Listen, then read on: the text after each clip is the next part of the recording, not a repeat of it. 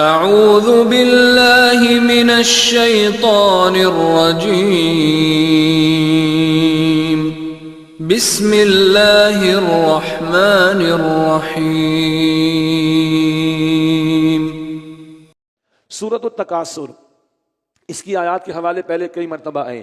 اس میں مال کی محبت کا ذکر ہے، ہر ایک جہنم کو دیکھے گا یہ ذکر بھی ہے، اور بڑا خطرناک جملہ ہے، اور نعمتوں کے بارے میں سوال کا بیان بھی ہے۔ بسم اللہ الرحمن الرحیم۔ الہاکم التکاثر، بہت زیادہ مال کی خواہش سے تمہیں غافل کر دیا، حتی زرتم المقابر، یہاں تک کہ تم قبروں میں پہنچ گئے۔ اللہ کے نبی علیہ السلام نے اس صورت کے ساتھ چند احادیث صحابہ کو سکھائیں، اور صحابہ ایسے یاد کرتے تھے کہ جیسے قرآن کا حصہ ہو۔ حضور نے فرمایا علیہ السلام، بندہ کہتا ہے میرا مال میرا مال میرا مال، مسلم شریف کی روایت، کیا ہے اس کا مال؟ کھایا ختم، پہنا ختم، اب جو چھوڑ کے جائے گا پیچھے تقسیم ہو جائے گا، کیا ہے اس کا؟ کچھ بھی تو نہیں۔ دوسری حدیث ہے متفق علیہ، یعنی بخاری شریف مسلم شریف دونوں میں اگریڈ اپون، بندے کو اگر ایک وادی، ایک ویلی سونا بھر کر، ایک وادی سونا بھر کر مل جائے، ویلی آف گولڈ، کہے گا ایک اور مل جائے، رال ٹپکے گی اس کی، ایک اور مل جائے، کہے گا ایک اور مل جائے، اور اس کے پیٹ کو تو قبر کی مٹی بھر سکتی ہے، اس ہوس اور لالچ کو قبر کی مٹی بھر سکتی ہے۔ الہاکم التکاثر، بہت زیادہ مال کی خواہش نے تمہیں غافل کر ڈالا، حتی زرتم المقابر، یہاں تک کہ تم قبروں میں پہنچ گئے۔ کلا، ہرگز مال کام نہیں آئے گا، سوف تعلمون، تم جلد ہی حقیقت جان لو گے۔ ثم کلا، پھر ہرگز سنو، مال کام نہ آئے گا، سوف تعلمون، تم جلد ہی اپنا انجام جان لو گے۔ کلا، ہرگز ایسا نہیں ہوتا، لو تعلمون علم الیقین، اگر تم یقینی علم کے ساتھ جانتے تو آخرت سے غافل نہ ہوتے۔ ہاں، یقینی علم ہے ہمارے پاس، جو اللہ کے پیغمبر وحی کی تعلیم ہمیں دے گئے۔ پیغمبر جو بیان فرماتے ہیں اس میں مے بی پرہیپس کا معاملہ نہیں ہوتا، 100% شیور ہوتا ہے معاملہ۔ تو یقینی علم ہے وحی، تو وحی کی تعلیم کو مانو تو تمہیں یہ حقیقت سمجھ آئے گی، جگہ دل لگانے کی یہ دنیا نہیں ہے، یہ عبرت کی جا ہے، تماشا نہیں ہے۔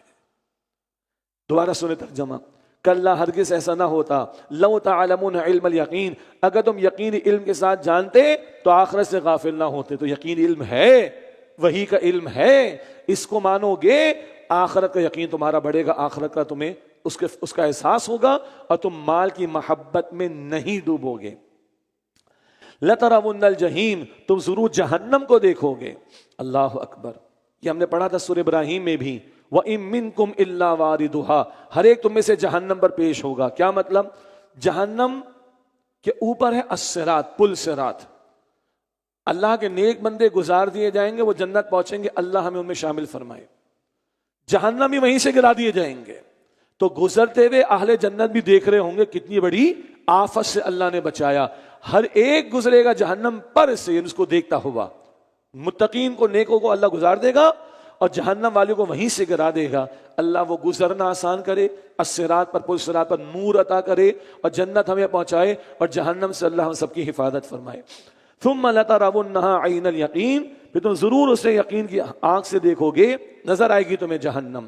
ثم لتسألن یومئذ عن النعیم، پھر اس دن تم سے نعمتوں کے بارے میں ضرور سوال کیا جائے گا۔ مشہور واقعہ حضور کا مختصر، حضور کے سامنے حضور بھوک سے تھے، صدیق اکبر بھی تھے، عمر فاروق بھی تھے رضی اللہ تعالی عنہم، ایک کیفیت تھی، اور حضور کے سامنے ایک صحابی نے مہمان نوازی کی، گوشت، روٹی، پانی اور کھجور پیش کی۔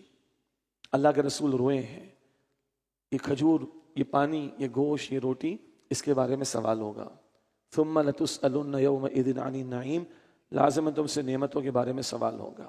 پھر یہ بھی ملتا ہے کہ حضور نے روٹی پہ کچھ گوشت کے ٹکڑے رکھ کر فاطمہ الزہرا کو بھجوایا کہ ادھر بھی فاقے کا معاملہ تھا۔ ہم لوگ آج کہتے ہیں گزارا نہیں ہوتا، فیل نہیں آ رہی، مزہ نہیں آ رہا، فیل نہیں آ رہی، مزہ نہیں آ رہا، ٹیسٹ نہیں آ رہا، گزارا نہیں ہو رہا۔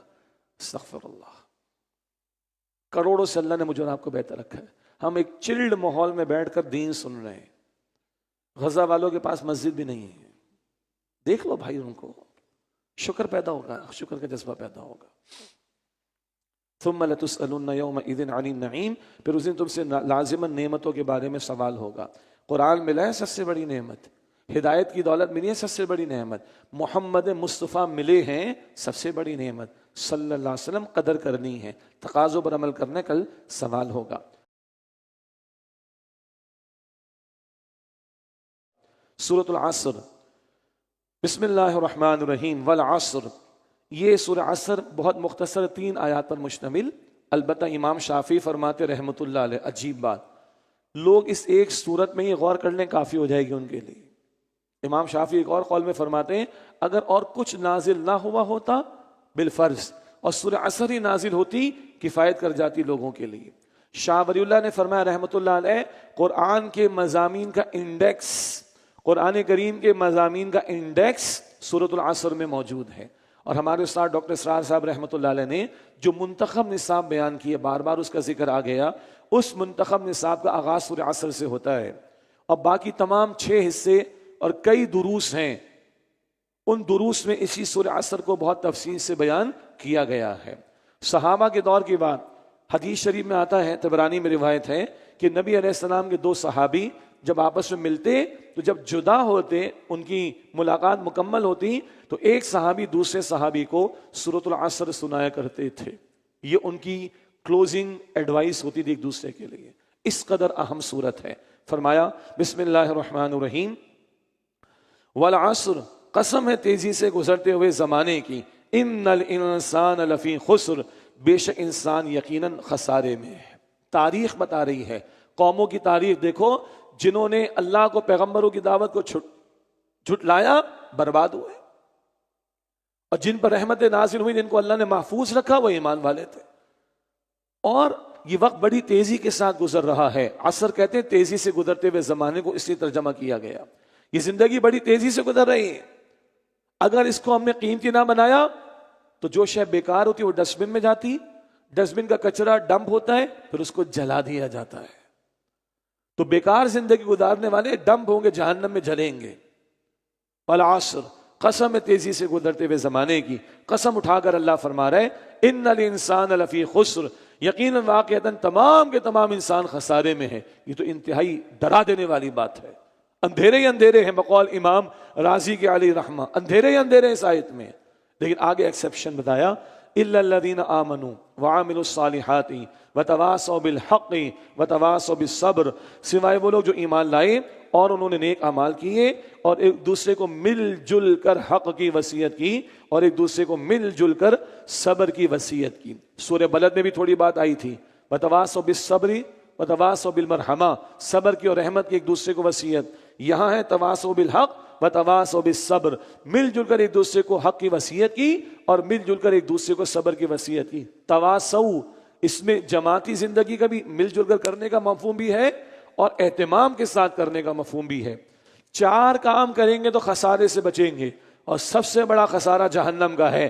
جہنم سے بچنے کے لیے 4 کام، ایمان بھی، زبان والا نہیں، فقط دل والا بھی، اعمال بھی، حقوق اللہ بھی، حقوق العباد بھی، پھر اکیلے اکیلے نیک بننا نہیں، سورہ بلد میں بھی بات آ گئی، پورے قرآن پڑھتے ہوئے آئے، ملنا جلنا، جماعتی زندگی اختیار کرنا، حق کی بات کرنا، کسی نے کسی کا مال لوٹا، یہ بھی حق ہے کہ اس کا مال دلوایا جائے واپس، اور سب سے بڑا حق کس کا ہے؟ اللہ کا۔ زمین کس کی؟ اللہ کی۔ حکم کس کا آنا چاہیے؟ اللہ کا۔ اس کے حق کے لیے کھڑے ہو اور جماعتی زندگی اختیار کر کے اس کے دین کی سربلندی کی محنت کرو۔ ہاں، اسلام میں مشقت مصیبت تو آئے گی، مخالفت تو آئے گی، پھر کیا کرنا ہے؟ مل جل کر ایک دوسرے کو صبر کی وصیت کرنی ہے۔ یہ کریں گے تو جہنم سے بچیں گے۔ آپشنل بات نہیں ہے، اوبلیگیٹری ہے، اختیاری کوشچن نہیں ہے، کمپلسری ہے، لازمی ہے۔ اسی کے لیے تنظیم اسلامی کی دعوت رکھی گئی کہ آؤ بھائی اپنے ان فرائض کو ہم مل جل کر ادا کریں، اللہ کی بندگی بھی کریں، اللہ کی بندگی کی دعوت بھی دیں، اور اللہ کی بندگی پر مبنی نظام کو قائم کرنے کی جد و جہد کریں۔ اسی کی کوشش تنظیم اسلامی کی زیر اہتمام الحمدللہ ہم کرنے کا اہتمام کر رہے ہیں۔ اللہ تو قبول فرمائے، اللہ ہمیں توفیق عطا فرمائے۔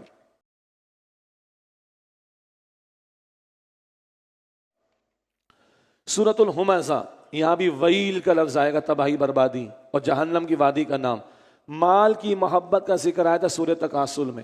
مال کا جو حریص ہوتا ہے، مال کی لالچ جس میں ہوتی ہے، اس کا کیسا گھٹیا کردار ہوتا ہے، یہ کردار بیان ہو رہا ہے سورہ ہمزہ میں۔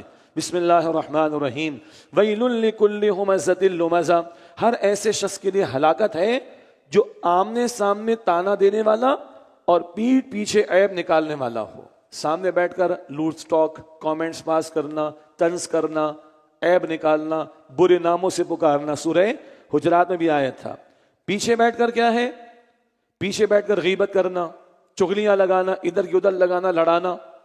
تو تباہی ہے ایسے شخص کے لیے، ہلاکت ہے ایسے شخص کے لیے جو آمنے سامنے تانا دینے والا اور پیٹھ پیچھے عیب نکالنے والا ہو. کون ہے یہ؟ الذی جمع مالا وعددا، وہ جس نے مال جمع کیا اور اس کو گن گن کر رکھا. مال کے بت کو تراش کر اس کی پوجا کرنے والا یہ گھٹیا کردار کا حامل ہوتا ہے. تکبر، نخوت، غرور، پرائیڈ، اور دوسرے کو حقیر سمجھ کر سامنے بھی برائیاں کرتا ہے، پیچھے بھی برائیاں کرتا ہے. یحسب ان مالہ اخلدا، وہ خیال کرتے کہ اس کا مال اسے ہمیشہ زندہ رکھے گا. مر بھی جائے تو پیچھے کچھ نہ کچھ، بھائی میرا نام ہونا چاہیے، میری تختی لگنی چاہیے، میری پلیٹ لگنی چاہیے، میرا یہ ہونا چاہیے، میرا وہ ہونا چاہیے. چاہے گا کسی تو کیا سمجھتا ہے؟ یحسب ان مالہ اخلدا، کیا وہ خیال کرتے اس کا مال اسے ہمیشہ زندہ رکھے گا؟ یا وہ یہ سمجھ بیٹھا کہ مال ہے تو سب کچھ ہے، مال ہے تو میں موت سے بھی بچ جاؤں گا؟ امپاسبل. موت تو ہر ایک کو آئی، کوئی بچا نہیں ہے. تو کیا مال بچا لے گا اس کو موت سے؟ قطعاً نہیں. کیا مال ہمیشہ زندہ رکھے گا؟ قطعاً نہیں. پھر اس کا انجام کیا ہے؟ کلا، ایسا ہرگز نہیں ہوگا. لیمبدن فی الحطمہ، وہ ضرور چورا چورا کر دینے والی میں پھینکا جائے گا. حطمہ ترجمہ بعد میں کریں گے. وہ ضرور پھینکا جائے گا حطمہ میں، یعنی چورا چورا کر دینے والی. تشریح آگے آئے گی چورا چورا کر دینے والی کیا شے ہے. وما ادراک ما الحطمہ، اور تم کیا سمجھے اے مخاطب کہ چورا چورا کر دینے والی کیا ہے. یہ تو ترجمانی ہے، اصل کیا ہے حطمہ؟ اگلی آیت، نار اللہ الموقدہ، وہ اللہ کی بھڑکائی ہوئی آگ ہے. Take it seriously. کس کی آگ ہے؟ اللہ کی بھڑکائی ہوئی آگ. اور رسول اللہ نے وضاحت فرمائی ہے صلی اللہ علیہ وسلم، بخاری شریف کی حدیث ہے، جہنم کی آگ اس دنیا سے 69 گنا 69 ٹائمز ملٹیپل اور شدید ہے. جہنم کی آگ اس دنیا سے 69 گنا 69 ٹائمز زیادہ ملٹیپل شدید ہے. اللہم اجرنا من النار. اور بی سیریس، اللہ کی بھڑکائی ہوئی آگ ہے. جہنم میں جو فرشتے ہیں وہ بھڑکاتے رہیں گے، عذاب دیتے رہیں گے، کوئی کمی نہیں کریں گے. التی تطلع علی الافئدہ، جو دلوں تک پہنچ جائے گی. اس دل میں مال کی محبت تھی، اس دل میں تکبر تھا، اس دل میں غرور تھا، اس دل میں دوسروں کی نفرت تھی، اس دل میں دوسروں کے لیے حقارت تھی. یہ آگ دلوں کو جلائے گی. استغفر اللہ. اور سورہ نساء کی آیت 56 میں ہم نے پڑھا ہے، ایک مرتبہ کھال جلے گی تو ختم نہیں ہو جائے گا بندہ، بار بار کھال دی جائے گی، مستقل عذاب دیا جائے گا. اللہم اجرنا. بھئی اللہ ڈرا رہا ہے، اور ڈرانے میں رحمت کیا ہے؟ ڈرو، بچو، معافی مانگو اور اصلاح کرو. اللہ ہم سب کو سچی پکی توبہ کی توفیق عطا فرمائے.